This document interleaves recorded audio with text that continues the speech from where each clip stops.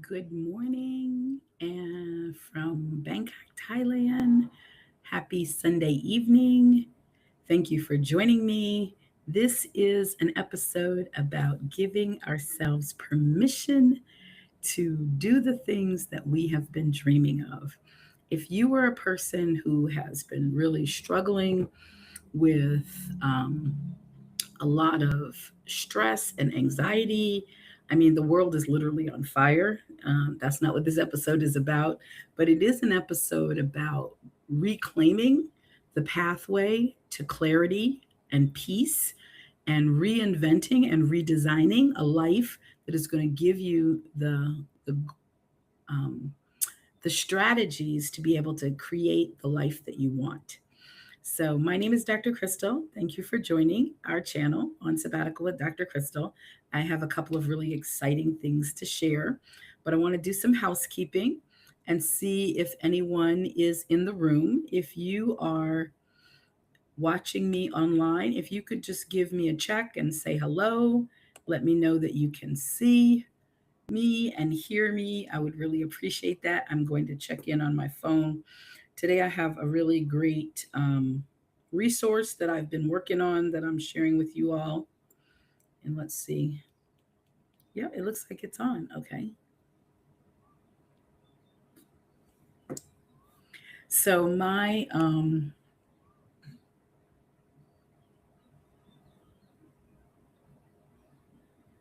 yeah, so my plan today is to talk a little bit about my journey to the decision to go on sabbatical and all of the ways that I had to basically reaffirm the fact that I deserved to take a break.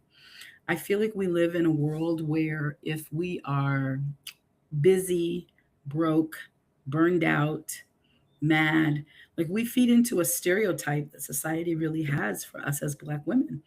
We are really not encouraged to pursue quiet time, peace, pause, rest, reflection.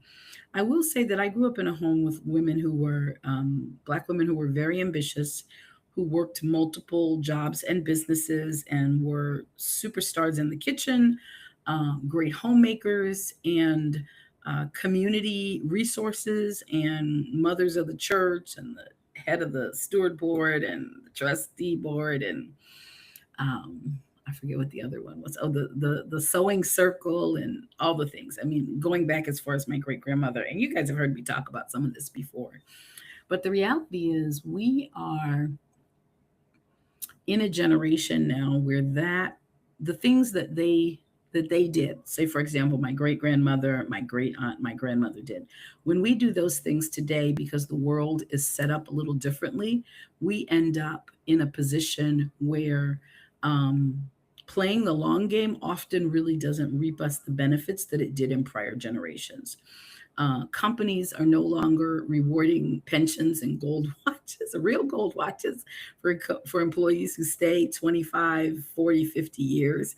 In fact, most people aren't even going to be on one job more than 10 years. The average person changes jobs. Particularly if you're in your 40s. As a person who's turning 60, I'll be honest with you, it was really in my 40s that I recognized that the workforce was not rewarding loyalty anymore. But it still took me a long time to really drive my career in such a way that I expected myself to be the captain of that. So, this theme today of permission granted is really about rethinking what is it that you need to give yourself permission to. And primarily, I approach this decision to take a sabbatical from a career break, career reinvention, rest and reflection strategy, because many of us, that's what we are giving most of, even at 60, most people are still giving all of their waking time to some income producing goal. Now, you might be an entrepreneur and an employee, and I would say that's actually probably more common now than it was when I was doing it.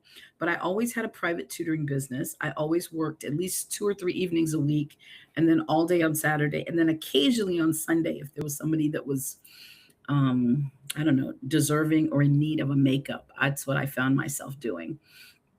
And if I'm honest, that is what I did that because that's what it took for me to live the lifestyle that I want, the lifestyle that my family, my parents raised me in, is the lifestyle that I wanted to provide to my children.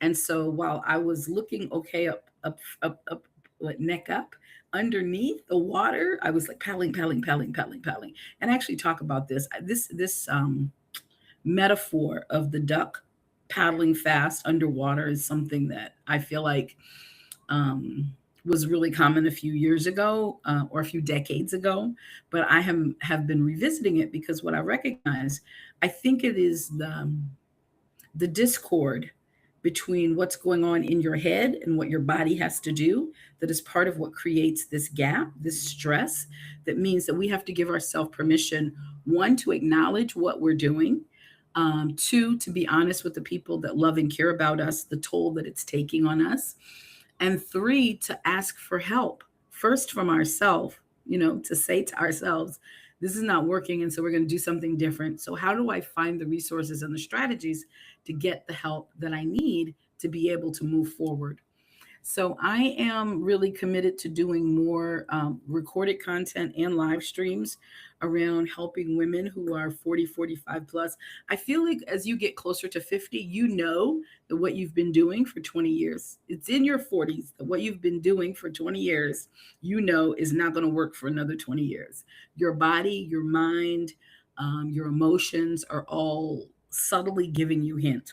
Now, the question is, are you going to start listening to them? Excuse me for my coffee. Are you going to start listening to those messages sooner rather than later? I would say that in my case, I decided to go back to school. I left corporate America. I got my doctorate. Actually, well, let me finish my thought. Um, I got my doctorate at 45, but I started returning to grad school in my late 30s, knowing that corporate America was not for me. I stayed home with my daughter for a year at the age of 30, and then I got a master's degree, actually, two of them.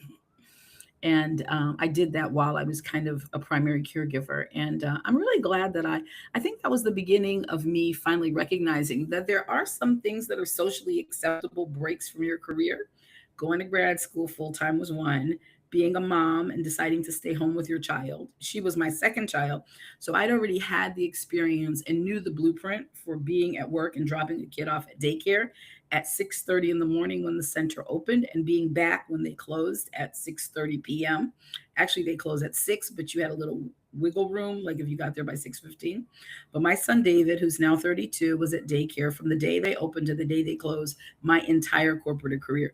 Every once in a while on a Thursday and Friday, I would go by there and I would pick him up at 3 or 4 o'clock, because we didn't really have comp time per se for managers, but I don't know. I instituted it's one of the first things that I gave myself permission to do was to do that. And so, as a result of that, I went back into grad school saying, I want to find a career that's going to give me the ultimate freedom and flexibility to work at home, to think at home, and to think even on vacation. Before work from anywhere um, was a thing, I knew that if I had an academic career, not only could I teach in person and online, although online teaching was actually really new 20 years ago. I retired after teaching 18 years. And I'll be honest, one of the reasons I got the job is because I had done online classes. At that time, the current faculty in that department, none of them, they had all gotten their degrees before you could really take online classes.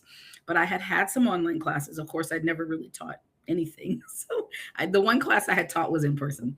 So they were willing to take a risk on me because they like, as a recipient of online education at an elite university, she's probably got some good ideas on what she would like to do and would work hard to make that happen for her own students. So I'm really grateful that they took a chance on me. But to say that, I was able to spend a lot of time at home at the dance rehearsal, choir practice, in the car, because that was the beginning of us having smartphones where you could do certain tasks, email. Probably email was the main thing that I did,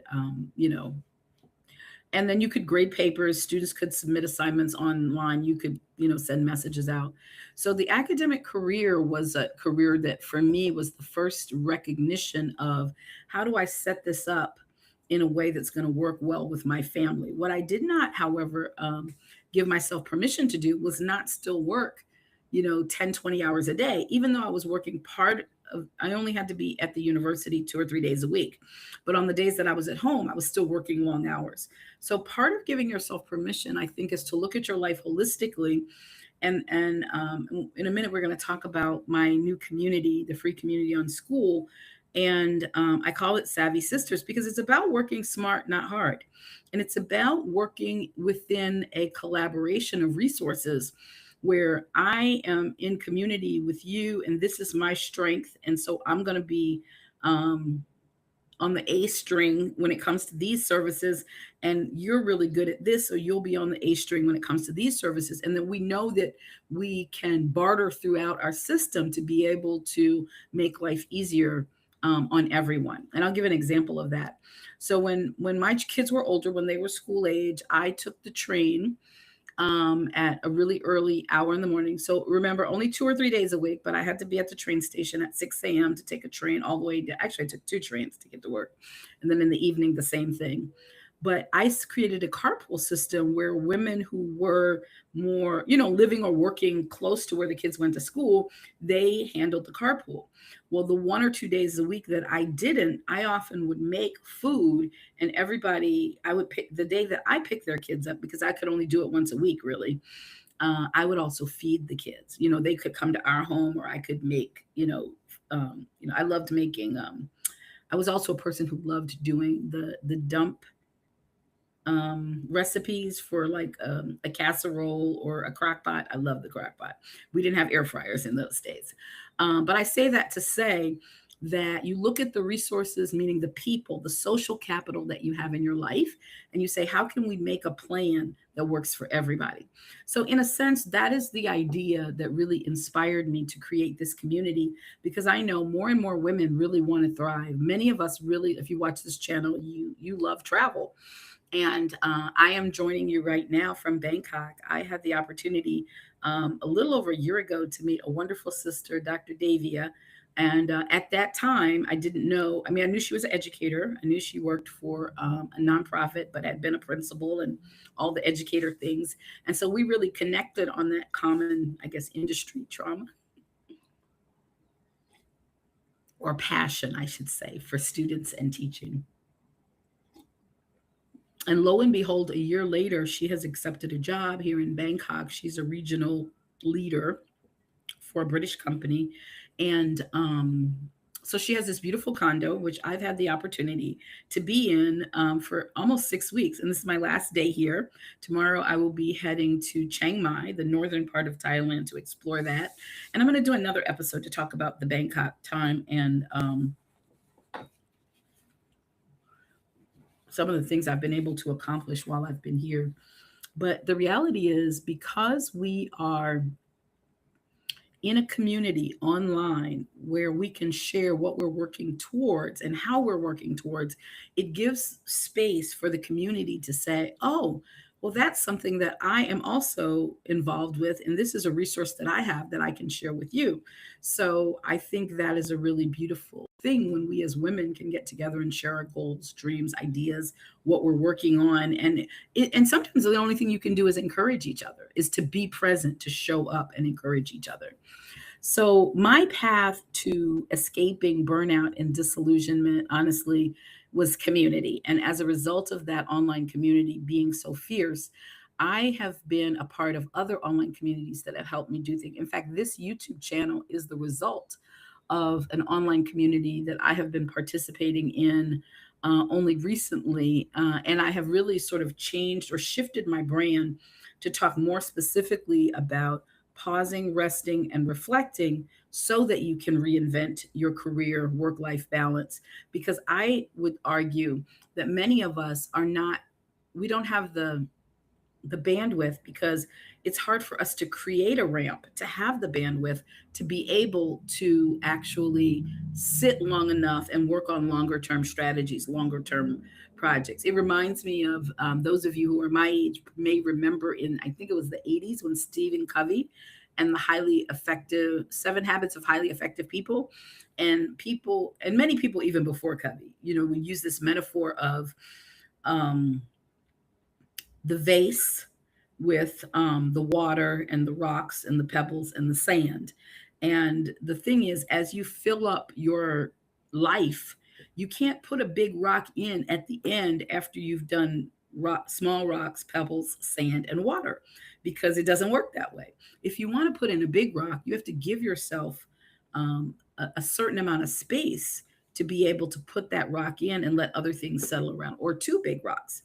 For a lot of us, family is a big rock. Like, we really think that it's important to have time to be around our children and grandchildren, but it's impossible because of what it takes, sometimes financially, sometimes beyond finances, and the time that we have to invest um, to live in the United States full time. We aren't able to give ourselves the space to pause and reflect and actually do the lifestyle redesign that we care to do. So with that, I'm going to actually go ahead now and share my screen to tell you a little bit about this community. Actually, you know what? Before I do that, let me pull up my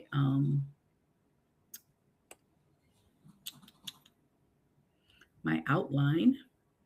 So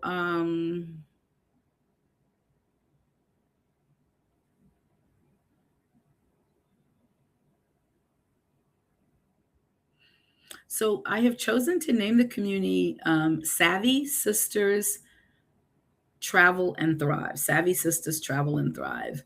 And our tagline is the blueprint for rest, reinvention, and a life designed by you. And the blueprint is travel. So just so you know, because travel is in the header, I didn't put it in the tagline. And travel for me has been the blueprint for being able to build a business that I love, support clients as a coach, either through their dissertation processes or their career reinvention, or sometimes it is staying an educator, staying in the faculty space, because that's my background, higher education, 18 years. But looking at what are some other ways that you can expand your role so that you're working smarter, and reclaiming your time. I don't want to get into that, but that is what I have in mind as the blueprint. So the practical next steps are that you may need to find a supportive community. Maybe you have a supportive community. I actually started my supportive community around women who I was already in observing online. I followed during the pandemic. Why can I not think? Stephanie. I can't think of Stephanie's last name, but Stephanie and Rashida are the founders of the Exodus Summit. And that was the first community that I found where I realized, okay, the first key is I got to figure out how to get. And I actually had never traveled. I'd gone on a cruise where I'd spent like a few hours in Mexico and some other places, Caribbean islands, but I'd never actually been anywhere where you got on a plane, went somewhere and stayed 2-3 weeks and really relaxed. So my first trip was to Mexico in 20. I planned it in 2021 and I went in 2022. I was teaching online that summer. So I spent basically a month in Mexico trying to figure it out. And then I decided to try house sitting. That was the second blueprint strategy that I used. And again, I learned all about that through the Exodus Summit community. The Exodus Summit community is huge. It's over 100,000 people, and I highly recommend it. In this video, I'll tag to the Exodus Summit channel. However, inside the Exodus Summit community, they have a summit once a year. It's in October, so it's over, but you can purchase replays. That Exodus Summit community introduced me, this most recent one. I've been 4 years in a row. Arlen Hamilton, who has a community called Your First 5K. Because one of the things I wanted to do once I retired was stay retired and not have to return to working full time. And as a result of that, I had a great experience in this 5-day challenge that she offers.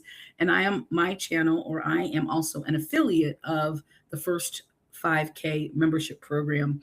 And so it's for people who want to find their niche. Like, they're not, maybe you have an idea, but you haven't really validated or vetted that idea. That's what the First 5-day challenge really does. The First 5K challenge does is it helps you come up with an idea, a product or service in your niche, And you, in the 5 days, you validate that. And I won't give the secret away in this video on that. I am actually going to do another video about my first 5-day challenge, what I created, how I grew, how I evolved it. And so that challenge is free in her free community. But if you purchase anything within that community, the affiliates who brought you into the community will then get a percentage of her fee. So the fee you're paying her, the community then reimburses the people who invited you in. So, but it's free to join, and there's so much free value there. As a matter of fact, I was in the community I certainly did several things before I purchased my second thing. When I joined the community, actually, it wasn't free. It was $9 a month, but I thought that was a steal for the value that I got, and it's $50 a year. And actually, that's still the price of the premium membership. So Arlen Hamilton's first 5K is definitely part of my blueprint for women who need to generate the math. I am working on a course to help people take a 3-month sabbatical for $8,000.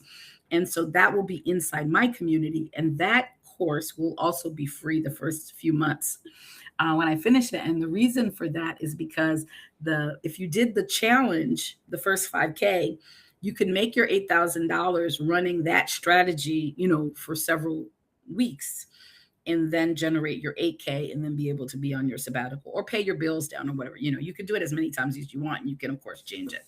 So, but without getting too much in the weeds, my community is really for women who are over 40, who really want to plan their sabbatical within the next 12 months. I would say in 2026, but January is over. So if you were going next December, it fits. But if you're going next spring, it probably doesn't. But I would say within the next 12 to 18 months. But you still want to plan it now, meaning get it funded and get it booked. Because with international travel, especially slow travel, you don't have as many options. Because I actually plan all my travel 90 days out. I don't plan it a year out. But when I started, I planned a year out. But when you plan it 90 days out or 60 days out, you don't have as many options, which means you might spend a little more, or you'll spend the same, but you'll give up something you want. Like, for example, if I were planning to a summer in Mexico a year out, I could have any Airbnb I wanted with a pool, with access to public transportation, with air conditioning, with a co-working space in the building for a great price. But other people who want an Airbnb with all those amenities, who want to stay someplace for 1 week or 1 weekend, are also paid. So it's difficult to find really the best Airbnbs or even hotels with all the amenities for a special price, because people who are not staying 21 to 28 days are going to snap those up. So, and I actually have strategies for that type of booking too, but that is like advanced Savvy Sister strategies. So I'm actually not going to be talking about that anytime really soon, because I'm still really learning and perfecting those particular set of strategies. But that's what I'm doing now, because I didn't book this trip. I actually decided in October to come here in December, and the best price ticket was on December 2nd. So it wasn't even really quite 60 days. So I'm really grateful to be here, and it's all worked out fine. And I'll share more about that in a future video.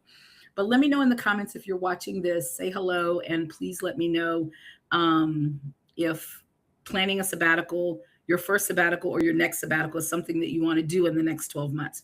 So now I want to share my screen. There is a share. I didn't have any tech issues so far today, so I am so grateful for that. Okay, share my screen. Okay, and I want to share the community.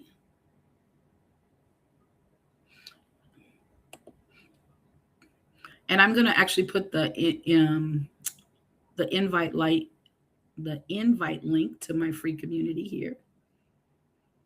Okay, so the launch actually is happening, I said in 9 days, because as you know, it's nighttime in the East Coast, and my computer is set up in East Coast time. But anyway, earlier, a few hours ago, it was 9 days. Now launch is happening in 8 days. And so the community, I've chosen these icons, but I'm actually going to do a poll to ask you guys about your favorite icon. A community for professional women 40 plus who are mastering their next decade and sharing the blueprint for slow travel and career reinvention. And so I am going to have like a little launch party, And I will continue to offer the link here. I'm just trying to go to um, the February calendar. So on the 26th. And then the next thing I want to share is so these are all the communities that I belong to on school.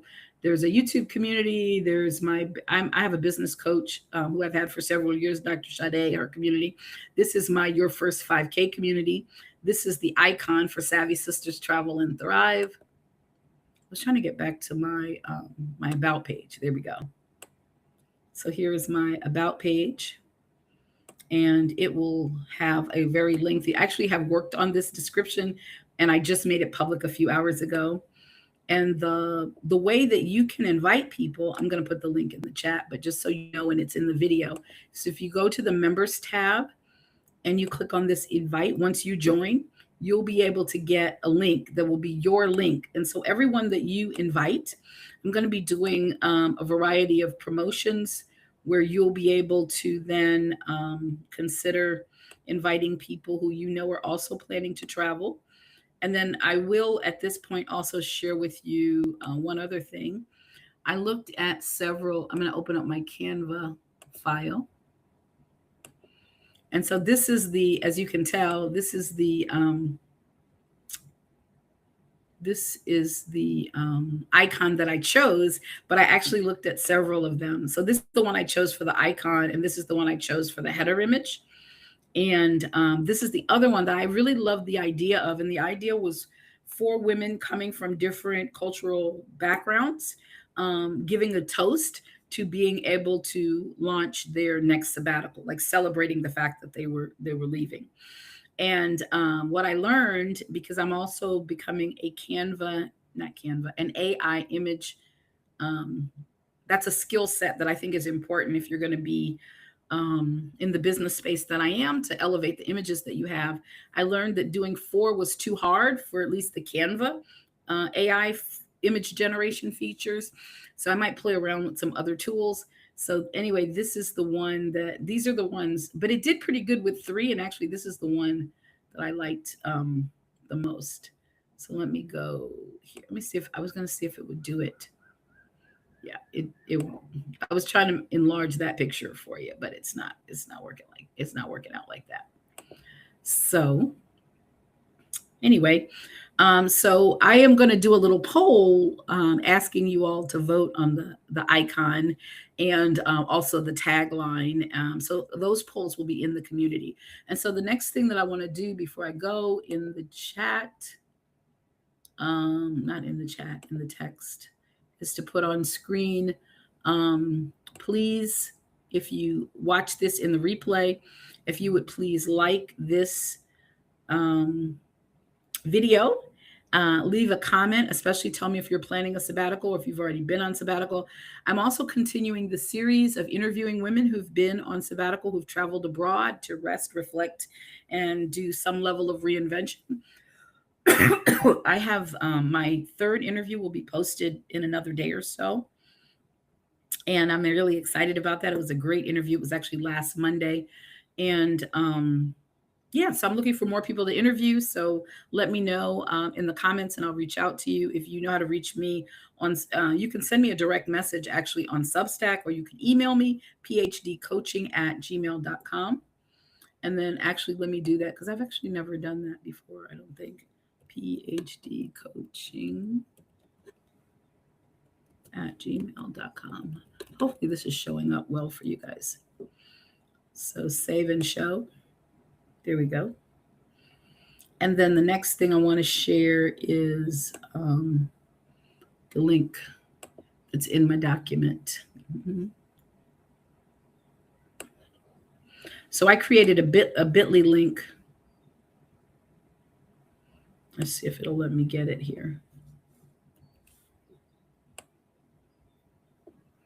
Okay, back to here.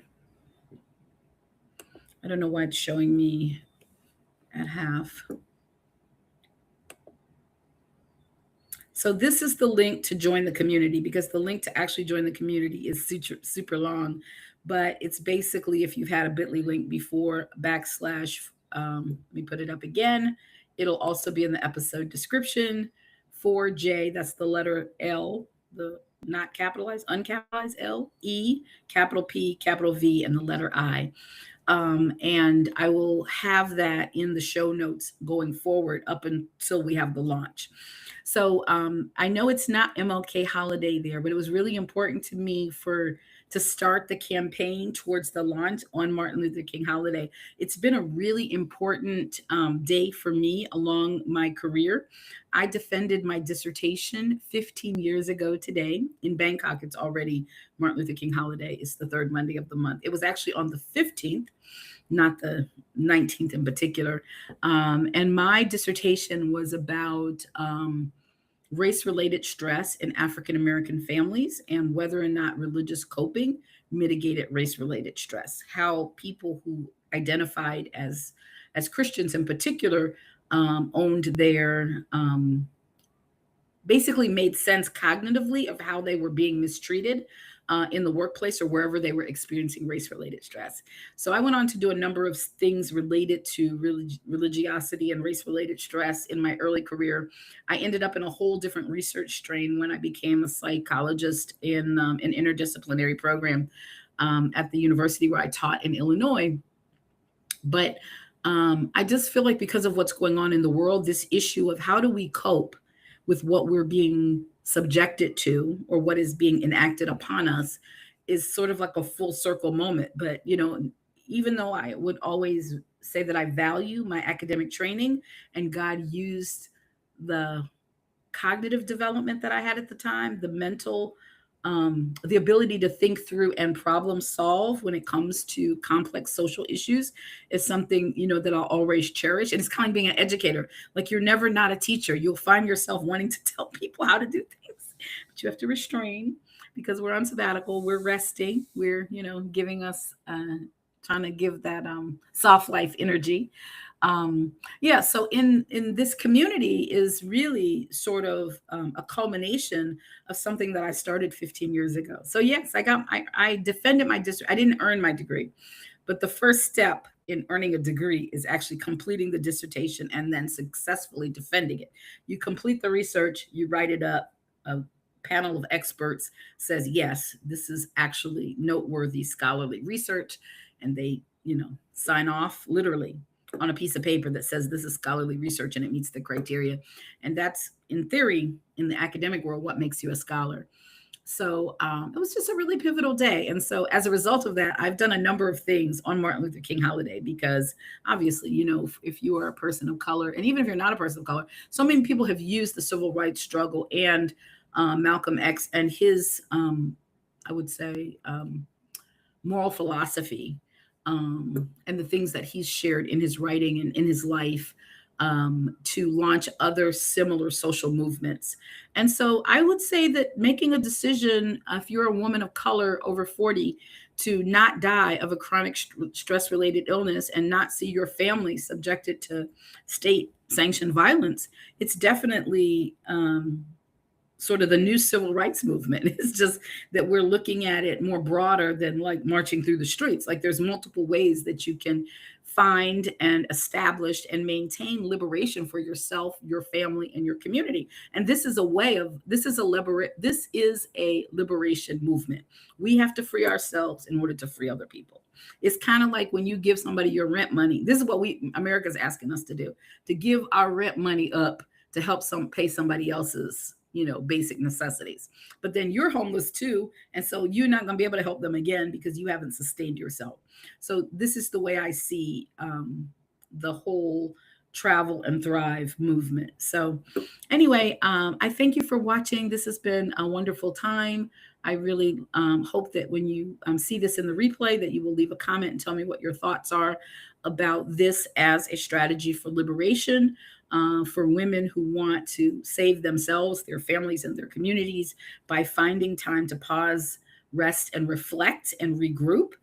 And that may end up being a move abroad. But a lot of people aren't in a position to want to give up, or they may move abroad, or they may find themselves finding living in the United States looking differently, like not a complete move, but a certain number of months per year.